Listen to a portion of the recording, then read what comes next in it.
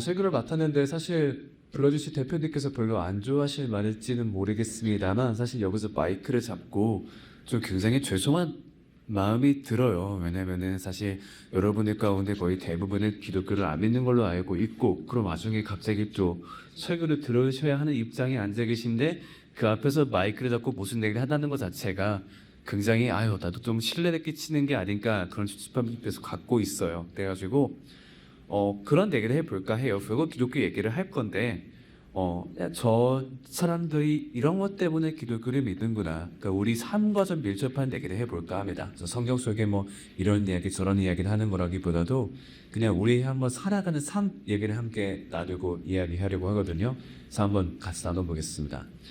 여러분들께 이런 질문으로 얘기 좀 시작해 보고 싶어요.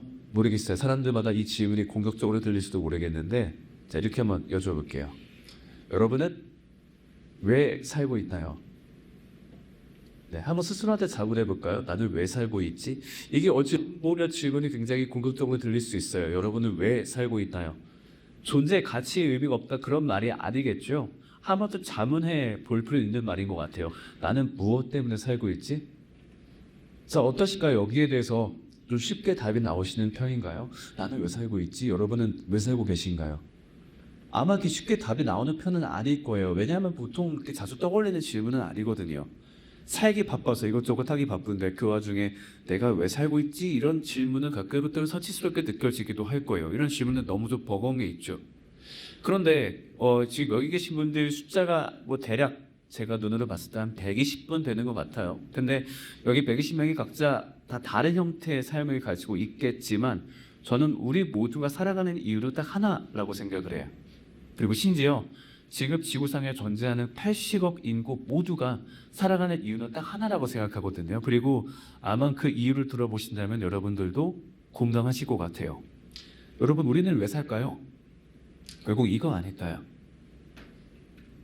행복하고 싶어서. 네, 우리들이 행복하고 싶어서 살아가는 거 아닐까요? 이 단어 안에 우리 삶의 모든 이유가 다 포함이 되어 있는 것 같아요. 그래서 여러분들께 여쭤볼게요. 여러분들이 매일매일 하고 있는 선택이 있을 거예요. 여러분 그 선택을 하는 이유는 뭐예요? 하나 예를 들어볼까요? 자, 이따가 점심시간 될 겁니다. 여러분 그때 어떤 메뉴 드실 거예요? 햄버거요? 거추가요? 보세요. 크게 말씀하셔서 딱 들어왔어요. 그러면 그 메뉴를 떠올린 이유는 무엇이었을까요? 내가 어떤 메뉴를 먹었을 때 내가 제일 행복할까?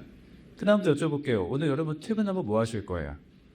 여러 가지 있을 거예요. 운동할 거예요. 뭐 집에서 넷플릭스 볼 거예요. 여자친구 만날 거예요. 여러 가지 있겠죠?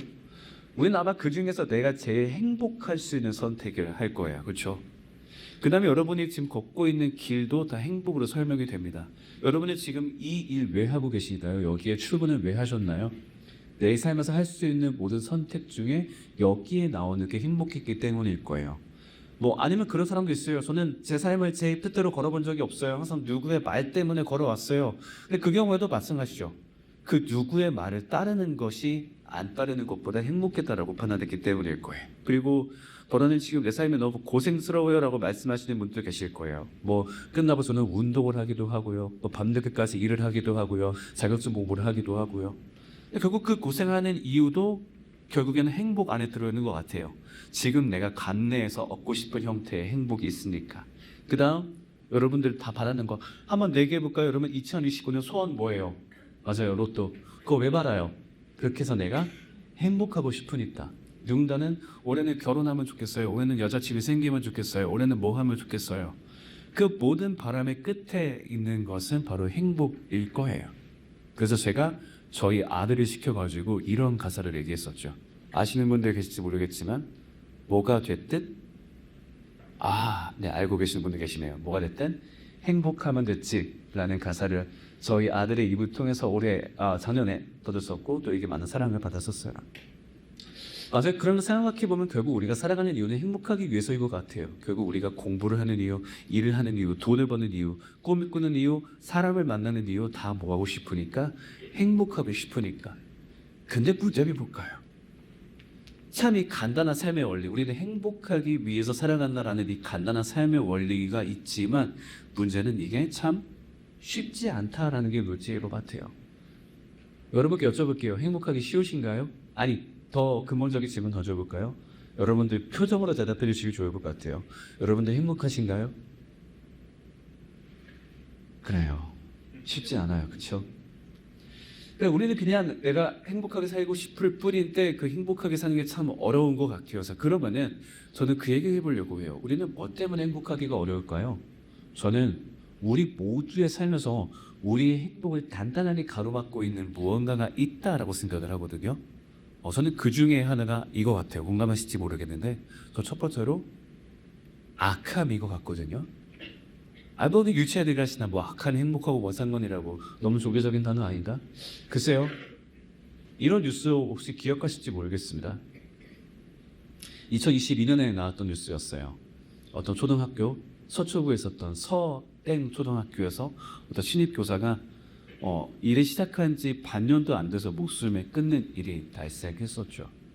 혹시 여러분들 중에 임용고시 준비해 보신 분 계실까요? 많이들 준비하시기도 한다고 들었는데 사실 임용고시라는 게 저도 옆에서 봤지만은 점점 더 빡세진다라고 하더라고요. 저는 몰랐어요. 학생 수가 줄어드니까 대신 또 요새는 또 학생 수당 교사도도 늘리고 있다 보니까 조금 더 편해졌겠지. 근데 안 그렇다고 하더라고요. 학생 수가 줄어드는 것보다 교원 티오 줄이는 속도가 더 빠르대요. 그러니까 임용고시 합격하기도 어려워요. 근데 임용고시 합격하고 나서도 이제는 발령받기도 어렵다고 하더라고요. 심지어 2년, 3년 대기까지 해야 되더라고. 자, 근데 정말 어린 사회초년생 여자 그 친구가 임용고시에 합격하고 드디어 학교로 발령이 났습니다. 그러면은 이 친구가 그 인생에서 기대했던 건 딱 하나였을 거예요. 이제 내가 뭐 하겠다? 행복하겠다. 한번 그 인생을 떠올려 보자고요. 순대에게 교대에 입학하고 임용고시 합격하고 발령받게 됐어요. 그러면은 열심히 노력했고 이제 그 노력에 대한 보상을 행복으로 받아야 될 차례예요. 근데 누구를 만났어요? 너무 못된 학부모를 만났죠. 그렇게 그 사람의 인생에 인간의 악함이 들어오니까 행복이라는 게 너무나 보잘것없이 무너져 내리는 것을 우리는 뉴스를 통해서 목격했어요. 근데 이게 바로 우리 삶의 행복을 막을 첫 번째 원인 악함인 것 같아요. 간단하게 말해서 우리는 살면서 나쁜 인간들을 너무너무 많이 경험해야 돼요. 더러운 인간을 너무너무 많이 만나야 되고 우리는 그 속에서 영향을 받으면서 살아갈 수밖에 없어요. 참 그런 사람들 만나는 것도 다양할 거예요. 누군가는 직장에서, 누군가는 학교에서, 뭐 누군가는 친구 관계에서, 또 가슴 아프지만 누군가는 어떤 가족 관계에서 인간의 악함 때문에 고생을 하기도 하죠. 그럼 이게 어떤 식으로 우리 삶에 오냐면 정말 끊임없이 우리한테 악한 영향을 끼치는 거죠. 자, 어떻게 우리가 악한 영향을 받을까요? 이런 거 얘기할 수 있을 것 같아요. 첫 번째로 우리의 안전이 위협받기도 해요. 자, 축하가 나오는 뉴스들, 어떤 강력 범죄들, 그리고 그놈의 음주운전. 야, 진짜 그거 왜 자꾸 하는 걸까요? 그 뉴스가 너무 심심찮게 접하게 돼요. 갑자기 음주운전 그 가해자 때문에 한 가정의 가상이 사라져 버리기도 하고 이런 일이 툭 하나 벌어지고 있죠. 네, 인간의 악함 때문에 우리의 안전을 지키는 것도 쉽지가 않아요. 그 다음에 이놈의 인간의 악함이 우리의 뭐도 노릴까요? 우리의 너무 소중한 재산도 노립니다. 자, 여기 결혼한 지 얼마 안 되시는 분들 혹은 결혼을 꿈꾸시는 분들 있을 거예요. 가장 중요한 이슈가 뭐예요? 바로 집을 구하는 문제. 근데 집 구할 때 우리를 가장 두렵게 하는 뉴스가 있죠. 그게 바로 뭐예요? 전세 사기. 네. 저도 마찬가지인 것 같아요. 전세살이 하고 있는데 제가 전세 사기 안 당하려나 고정이 없죠. 그냥 안 그러면 바랄 뿐이에요. 집주인 만날 때 인사 잘하고 제발 안 그러시길. 답에는 사실 없는 것 같아요. 제 지인도 당해가지고 하루아침에 1억 1억 빚을 쿵 떠안게 되고. 인간의 악한 때문이죠. 그냥 우리는 계약서대로 정당하게 돈 주고 내 안전을 보장받고 싶었을 뿐이에요. 근데 그 인간의 악함이 절대 그거를 안 내버려 두죠. 또 더러는 인간의 악함이 우리의 무엇을 침해하기도 하나요? 우리의 정서를 괴롭히기도 해요. 정서는 뭘까요? 인간 관계 속에 나타나는 모든 문제들.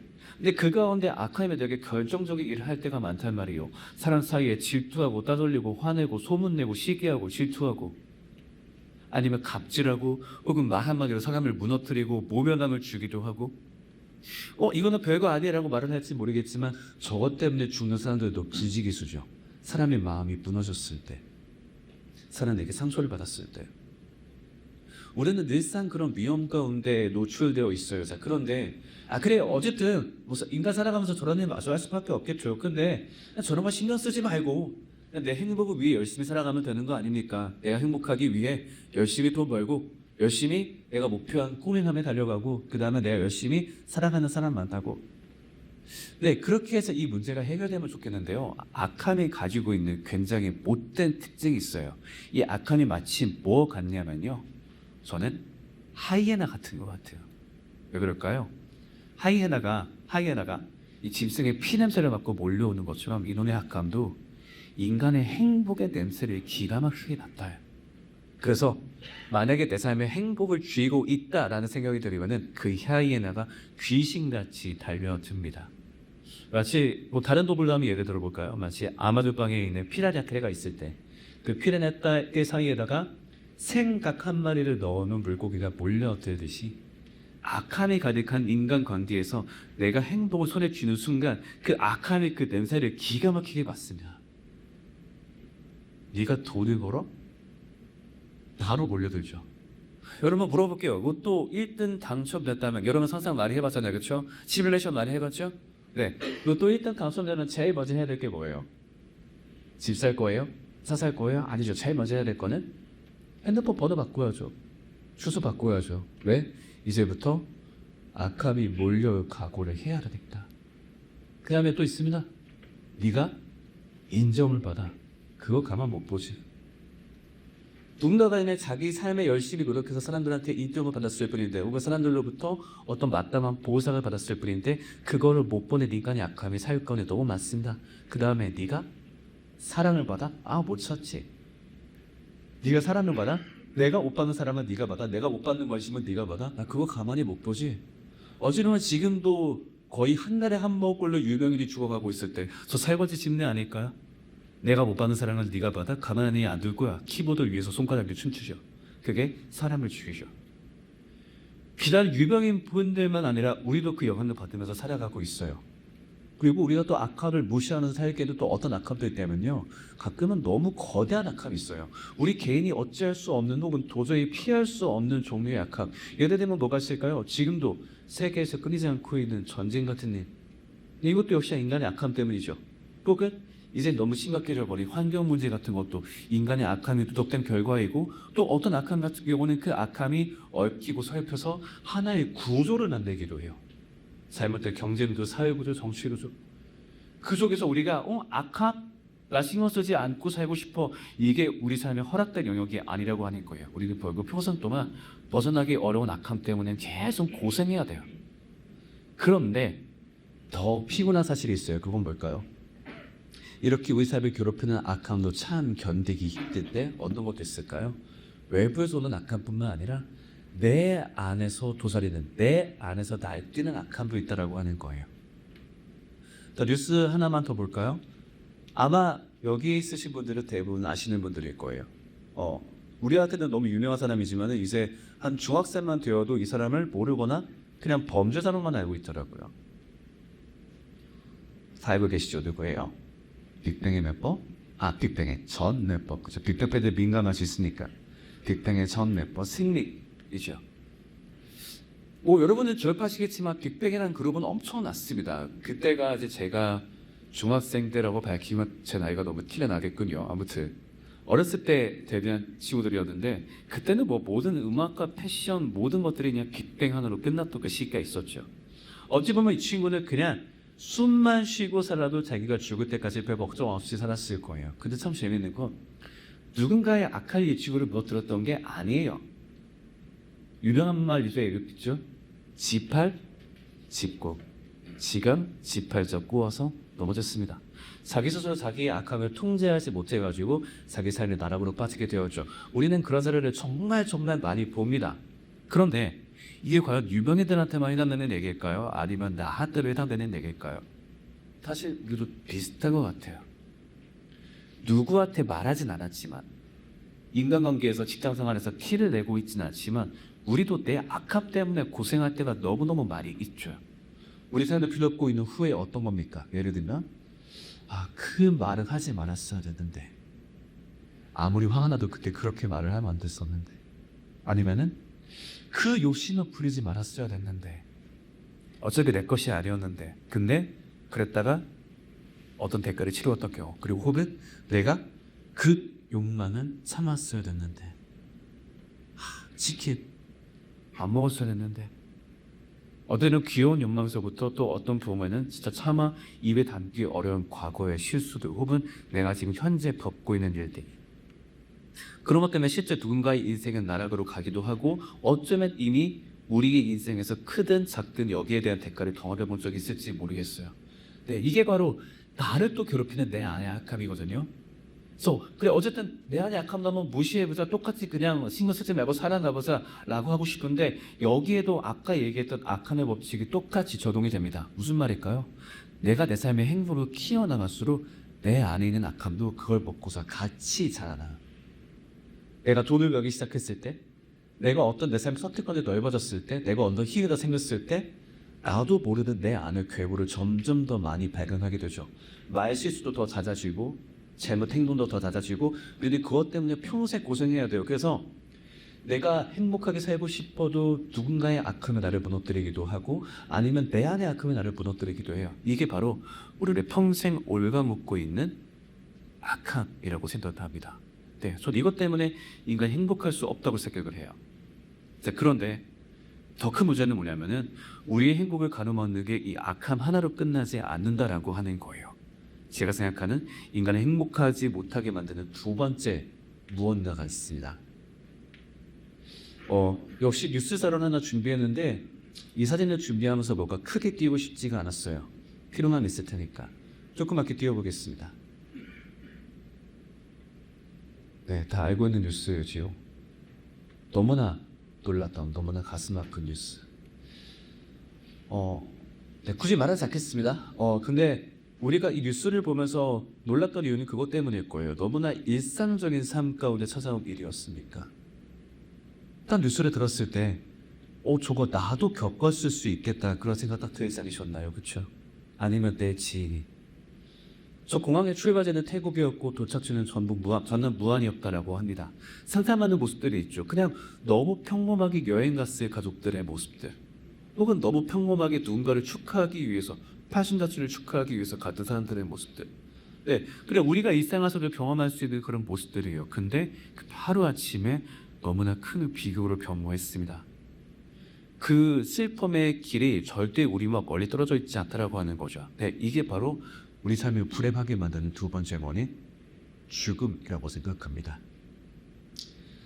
사실 우리가 별로 떠올리고 싶어 하지 않는 단어예요. 여러분, 죽음이란 말을 입에다 담을 때가 있으신가요? 우리가 이 말을 입에 담을 때는 언제예요? 오히려 죽음의 의미로 쓰지 않을 때.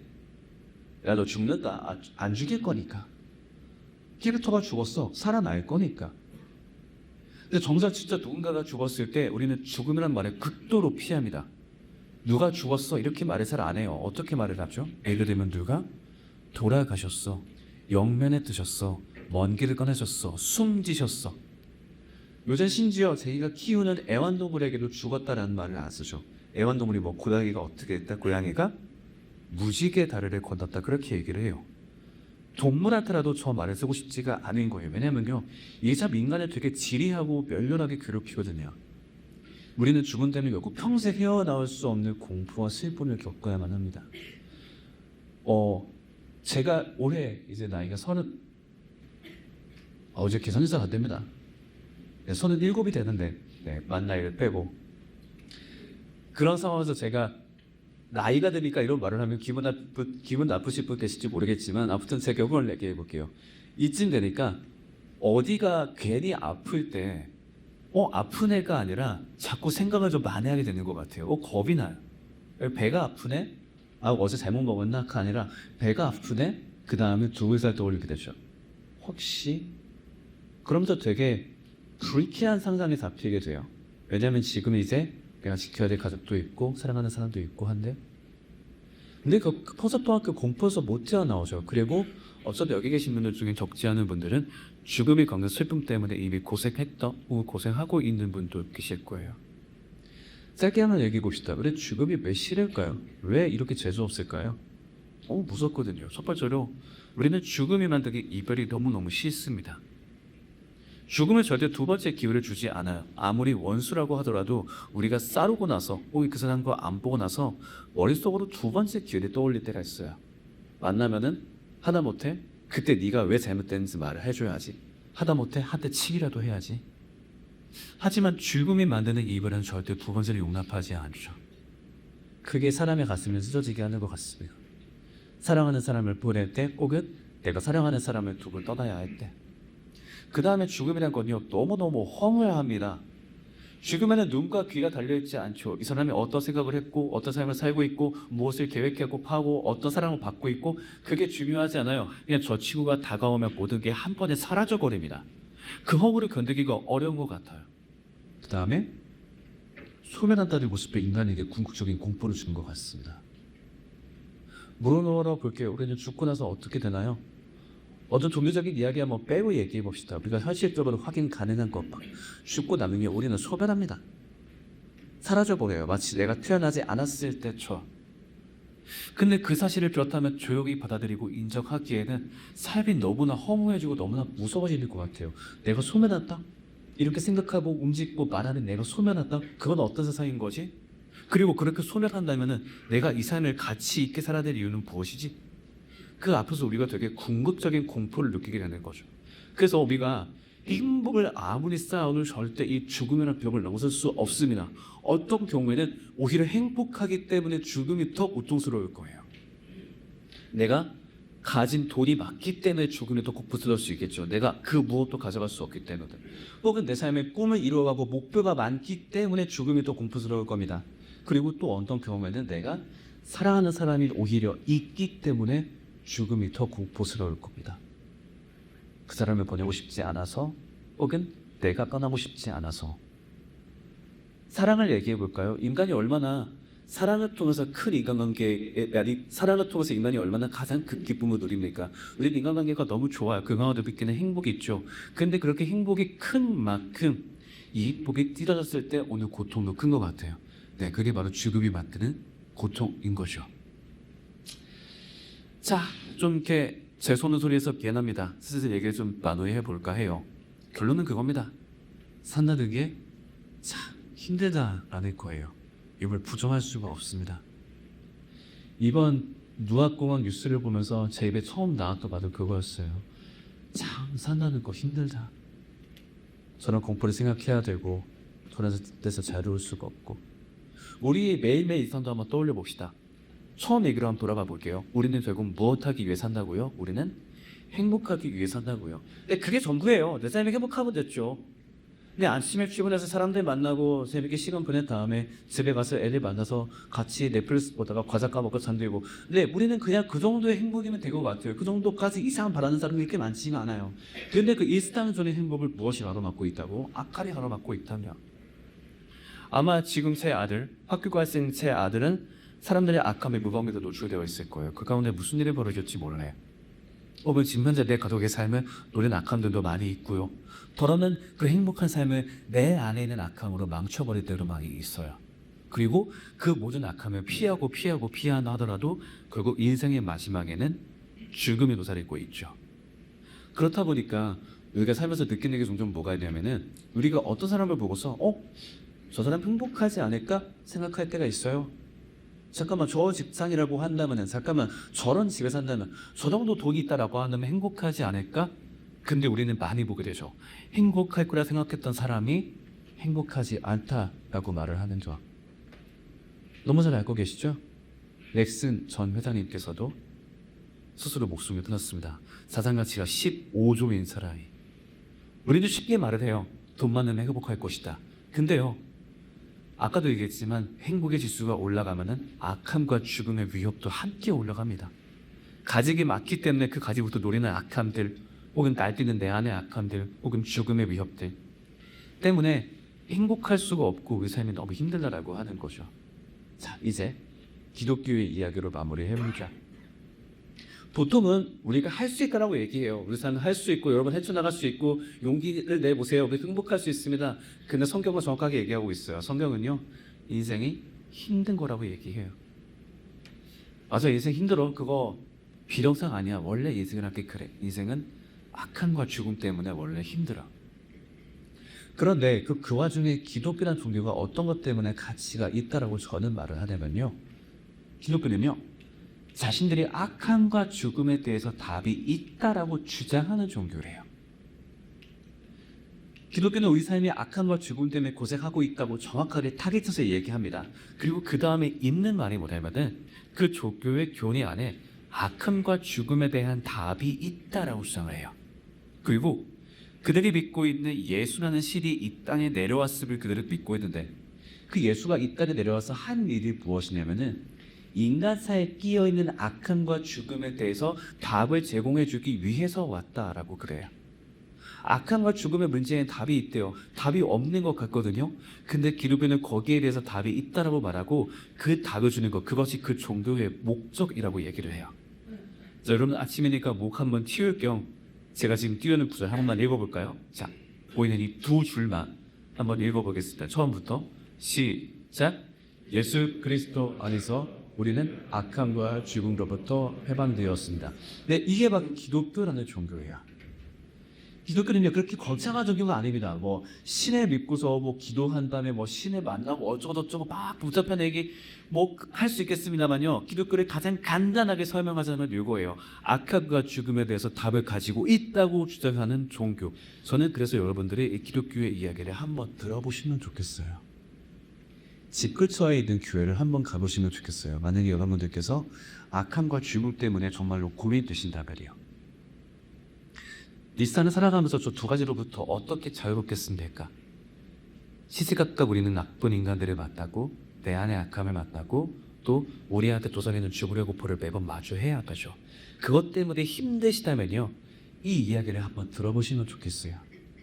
저도 답이 없는 줄 알았는데 그 답을 알고 그 답을 누리면서 살아가 보니까 사는 게 굉장히 재미있더라고요. 인간 행복을 다 갖다 버리고 여기 오세요. 그런 말을 하는 게 아니에요. 어차피 똑같은 길을 걷더라도 악함과 죽음에 대한 답을 알고 걷는 것과 모르고 걷는 것 사이에는 극심한 차이가 있습니다. 때문에 여러분들이 악함과 죽음 때문에 고민된다면 이 길을 한번 와보시면 좋겠어요. 그리고 마지막 제일 중요한 거, 여러분들께서 행복하고 싶으시다면 기독교의 이야기 한번 들어보면 좋겠어요. 처음 얘기했잖아요. 우리 인생 결국 뭐 하면 된다고요? 행복하면 된다네요. 그렇죠? 그거면 되죠. 우리가 돈을 바라는 이유, 직장을 바라는 이유, 아니면 뭐 인간관계, 여자친구, 가족, 결혼을 바라는 이유 딱 하나잖아요. 행복하고 싶으니까. 그만큼 행복이 우리 삶의 궁극적인 목적이잖아요. 근데 그 궁극적인 목적이 악함과 죽음 때문에 막혀있다라고 한다면은 여기에 대한 답을 한 번쯤 들어볼 필요가 있는 것 같아요. 행복하고 싶으시다면 여러분들에게 행복을 주기 위해서 자기 목숨을 내다친 이야기. 그래서 우리가 실제로 악함과 죽음으로부터 해방을 살 수 있는 그 비결을 담은 이야기 한 번쯤 들어보시면 좋겠습니다. 네, 그 소개하는 것이 오늘 딱 제 역할인 것 같습니다. 제가 여러분들을 위해서 기도하겠습니다. 우리 함께 손만 좀 모아볼까요? 자, 기도할게요.